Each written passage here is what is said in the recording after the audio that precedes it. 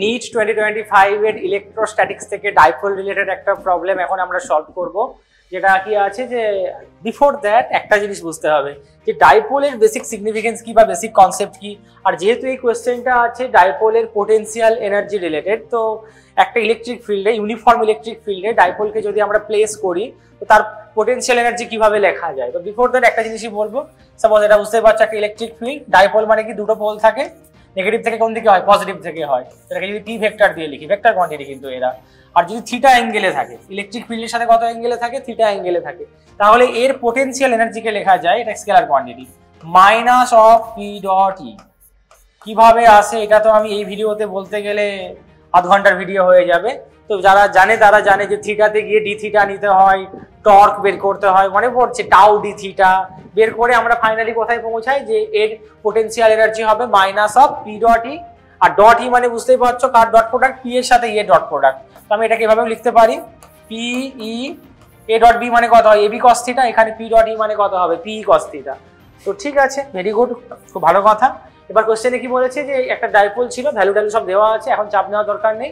প্রথমে কি ছিল, দুটো কেস আছে, দুটো কেস হবে, একবার কে সমানে কিভাবে রাখা আছে আর কেস 2a তে কিভাবে রাখা আছে।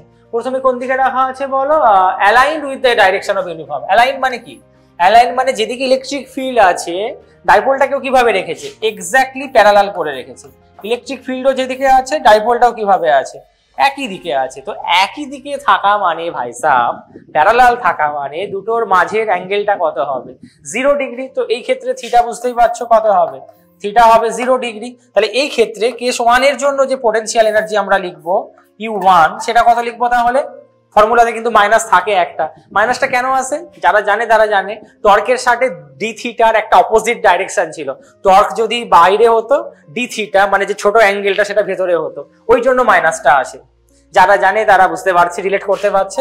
তাহলে U1 কত হবে বলো, মাইনাস পিই কস কত ডিগ্রি আছে, 0 ডিগ্রি। তো cos 0 এর ভ্যালু 1 হয়, তো বুঝতেই পারলাম এটা কত হলো, minus PE. Okay, very good. এবার পরে কি বলেছে, then the dipole rotated through an angle of 60 degree. চলো তাহলে ইলেকট্রিক ফিল্ড যেমন আছে এটা তো রাখলাম, ডাইপোলটা কত অ্যাঙ্গেলে ঘোরানো হয়েছে, ওকে 60 ডিগ্রি অ্যাঙ্গেলে। ওকে, তাহলে এটা নতুন লোকেশনে আছে ও এখন। তাহলে এর এখন যদি আমি বলি U2 কত হবে, কেস 2 এর পোটেনশিয়াল এনার্জি কত হবে, ওর মধ্যে একই formula, minus P dot E মানে মাইনাস পিই কস থিটা।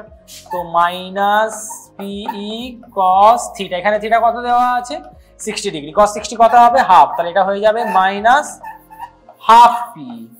ওকে, বুঝতে আশা করি কোনো অসুবিধা নেই। এবার বের কি করতে বলেছে আমায়, the change in the potential energy of the dipole, change বের করতে হবে, ডেল্টা ইউ। চেঞ্জকে আমরা কি দিয়ে রিপ্রেজেন্ট করি, ডেল্টা ইউ। ডেল্টা ইউ মানে কি, চেঞ্জ মানে কি, ফাইনালি যেটা হয়েছে মাইনাস ইনিশিয়ালি যেটা ছিল। তো লিখবো কিভাবে, U final minus U initial. Final কত ছিল, কত পেলাম বলো আমরা, মাইনাস হাফ পি ফাইনাল, যেটা এখানে লিখছি মাইনাস হাফ পি। আর ইনিশিয়ালি কত ছিল, ইনিশিয়ালি কত ছিল, মাইনাস পি।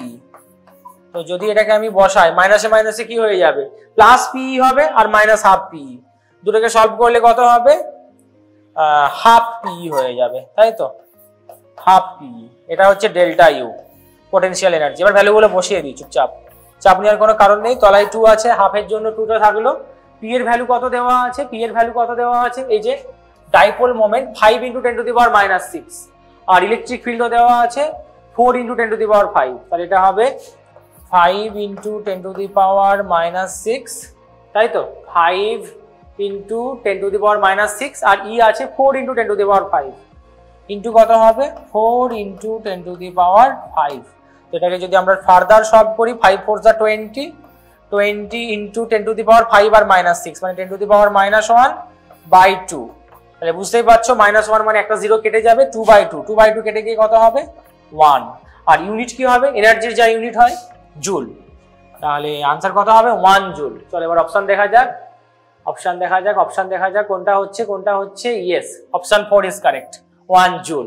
আশা করি বুঝতে কোনো অসুবিধা হয়নি।